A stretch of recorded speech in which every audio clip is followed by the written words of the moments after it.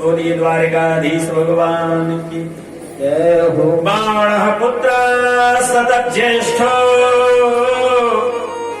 बलेरासीन् महात्मना येन वामन रूपाय हरयेदाय मेदिनी। बाणः पुत्र सतज्येष्ठो बलेरासीन् महात्मना। बलि का महाराज पुत्र था जिसका नाम था बाणासुर।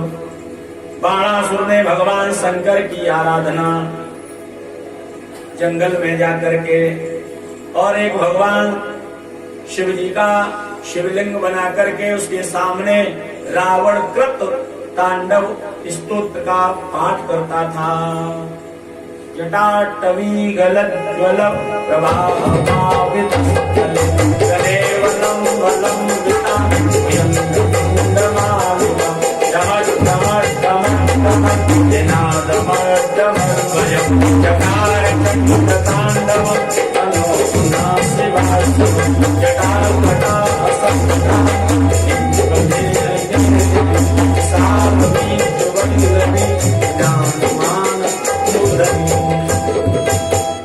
रावण कृत शिवतांडव स्तोत्र का पाठ करता था और भगवान शंकर को रिझाता था।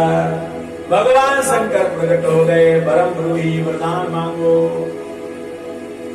हाथ जोड़ करके कहा यदि आप वरदान देना चाहते हो तो मुझे 1000 भुजा प्रदान कर दो।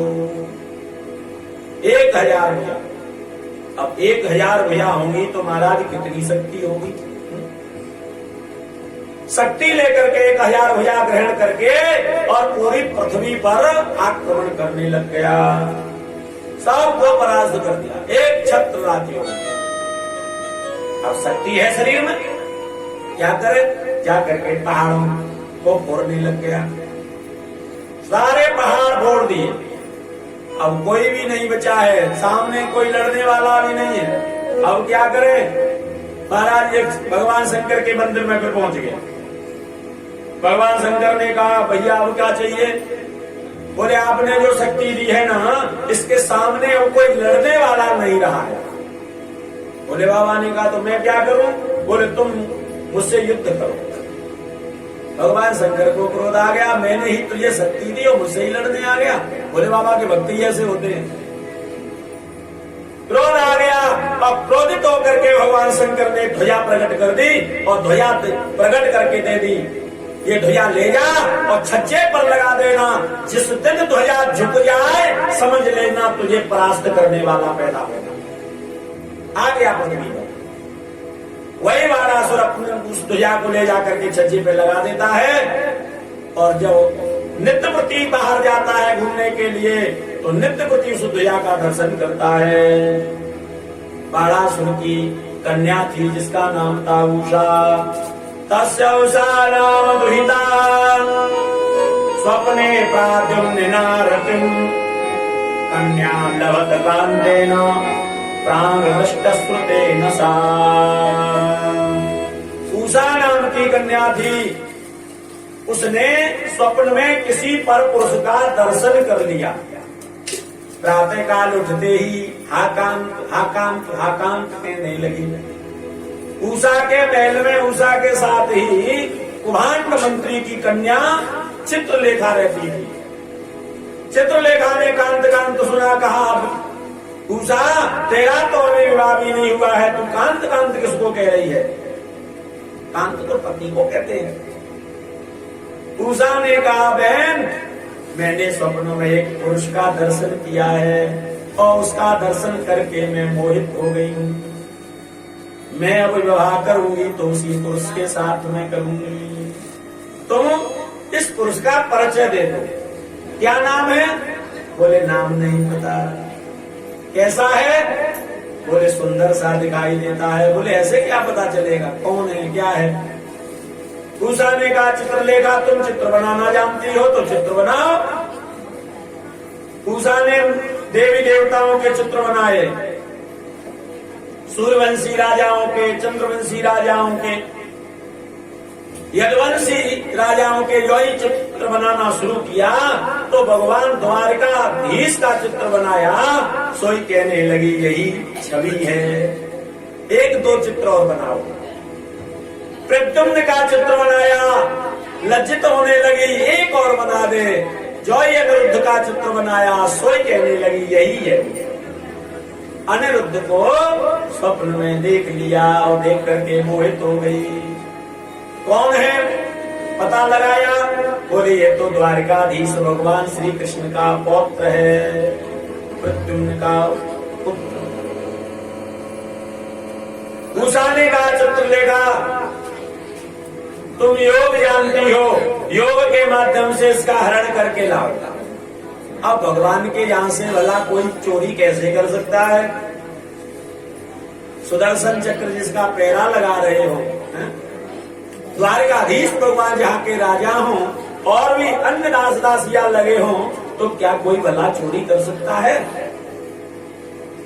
चित्रलेखा विचार करने लगी अब क्या करें, तो चित्रलेखा ने देवर्षि नारद का आवाहन कर लिया। अरे गुण गाते बीड़ा बजाते देवर्षि नारद आ रहे हैं। नारायणा नारायणा भक्तवत्सल नारायणा।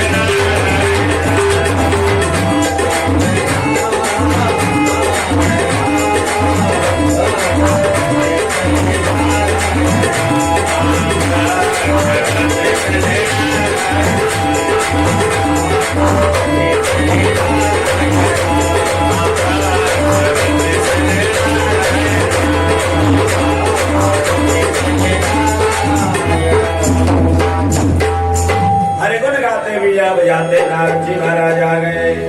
नारद जी महाराज ने कहा, देवी चित्रलेखा मुझे क्यों बुलाया, क्या काम है? चित्रलेखा ने कहा, देवर्षि नारद, हमारे महाराज बाणासुर की कन्या उषा ने स्वप्न में अनिरुद्ध जी का दर्शन कर लिया है। अब बिना अनिरुद्ध के उषा का मन नहीं लग रहा, तड़प रही है दर्शन करने के लिए, तो हम चोरी करने आए हैं। अब चोरी करें तो करें कैसे? सुदर्शन पहरा द्वारकापुरी का लगा रहे हैं। अब चोरी कर में जावे भाई की गोविंदाय नमः हो जाएगी। देवर्षि नारद, आप चोरी में थोड़ी सी सहायता कर दो। नारद जी महाराज कहने लगे, उसका चोरी करने की चलती क्या, हमने तो विचार में भी कभी नहीं लाए। हम भाई चोरी करने में क्या जाने, हम तो हरे गुण गाते हैं, बीड़ा बजाते हैं, संकीर्तन करते हैं, भगवान के नाम का प्रचार करते हैं। उषा अनिरुद्ध के बिना नहीं रह सकती है। देवर्षि, हम किसी के धनवान की चोरी नहीं कर रहे हैं, हम किसी के पैसे रुपया की चोरी नहीं कर रहे हैं, हम तो दो दिलों को मिलाने का काम कर रहे हैं। इधर उषा तड़प रही है अनिरुद्ध के बिना, और अनिरुद्ध द्वारकाधीश भगवान के यहाँ है द्वारकापुरी में। अब कैसे भी करके और आप थोड़ी सी सहायता कर दो। नारद जी महाराज ने कहा चलो तुम कहती हैं तो देख लेते हैं करके, वैसे हमने कभी ये काम किया तो है नहीं, तुम कह रही हो तो प्रयास कर लेते हैं, सफलता मिल जाएगी। तो तुम्हारी इच्छा क्या करना है? चित्रलेखा ने कहा देवर्षि नारद, तुम सुदर्शन चक्र को अपनी थोड़ी सी बातों में लगा लो। सुदर्शन थोड़ी सी बात में लग जाएगा और पीछे से मैं योग मार्ग के माध्यम से हरण कर ले जाऊंगा। देवर्षि नारद ने कहा ठीक है, कह करके चले गए। आगे आगे सुदर्शन चक्र और पीछे पीछे नारद जी महाराज चलने लगे। जैसे सुदर्शन चक्र काट रहे हैं वैसे ही पीछे पीछे देवर्षि नारद चक्र काटने लगे। सुदर्शन चक्र ने देखा देवर्षि नारद प्रणाम। नारद जी महाराज ने कहा ठीक है, खुश रहो। भैया तुम क्या कर रहे हो? बोल कर क्या रहे हैं? चक्कर लगा रहे हैं। बोले जीवन तुम्हारा हो गया चक्कर लगाते लगाते। बोले और क्या, हमारा काम ही क्या है चक्कर लगाना? भैया और भी कुछ काम तो कर लिया करो। बोले और किसी काम की इजाजत नहीं है, द्वारकाधीश ने कहा है कि तुम केवल द्वारकापुरी का पैरा लगाओ, चक्कर लगाओ। अरे भैया क्या तुम चक्कर लगाते रहते हो, थोड़ा एक दो मिनट सत्संग भी तो कर लो। सुदर्शन ने कहा सत्संग करूंगा, उसी समय साथ कोई चोर चोरी कर ले गया तो? देवर्षि नारद कहने लगे सुदर्शन चक्र तूने कहीं चोरों के घर में चोरी होते हुए देखी है? दुनिया में चोरी हो जाएगी लेकिन चोरों के घर में चोरी कभी नहीं सुनी हो।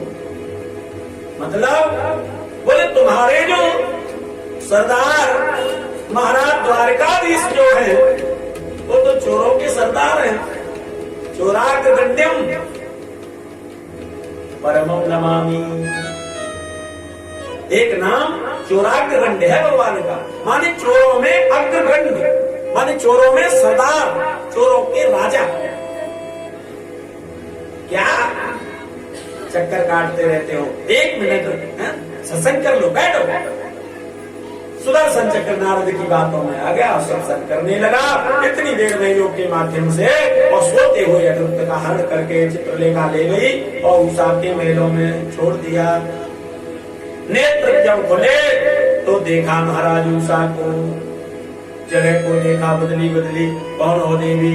उषा ने हाथ जोड़ करके कहा मैं बाणासुर की कन्या हूँ, मैंने आपका स्वप्न में दर्शन कर लिया था अपनी सहेली के माध्यम से और आपको यहाँ हरण करके बुला लिया। उषा के मेलों में अनिरुद्ध रहने लगा। बाणासुर घूमने के लिए बाहर गया था, जो ही लौट करके आया, आज आते ही देखा तो धोया झुकी दिखाई दी। बाणासुर समझ गया कि मुझे मारने वाला आ गया है कहीं न कहीं, भयभीत हो गया। अपने सैनिकों को आज्ञा दी मेरे महल की खोज कराओ, कहीं मेरे महल में ही तो नहीं छुपा हुआ। गुप्तचर लगा दिए महाराज, सीआईडी, और जो महल की खोज कराई गई तो एक सीआईडी ने जाकर के खबर दे दी तुम्हारी बेटी उषा के महल में एक चोर छुप करके रह रहा है।